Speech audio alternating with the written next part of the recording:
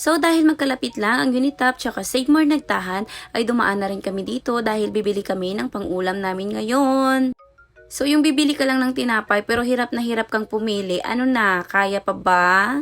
Pero ang ending, wala naman kaming nabili kasi ang mahal ng tinapay, charis! So ayan, pili-pili sa mga etlogs. As if naman talaga nabibili. Tingin-tingin lang talaga yan, hanggang tingin lang kaya hindi man natin afford. So sa part na to, hindi ko alam na binibidyohan pala ako ng kapatid ko. Masarap talaga gumala kapag may videographer ka. Marunong na talaga siya kasi kahit hindi ko siya sabihan na videohan niya ako, binibidyohan niya ako, o diba?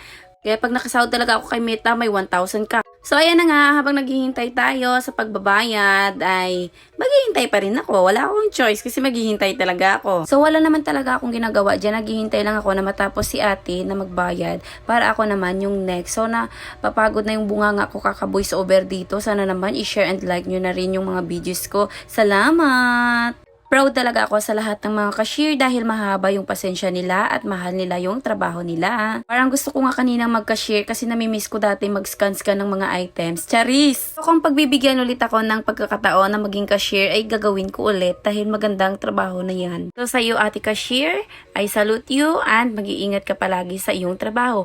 Mahalin mo yung trabaho mo dahil yan yung magbibigay ng magandang buhay sa'yo.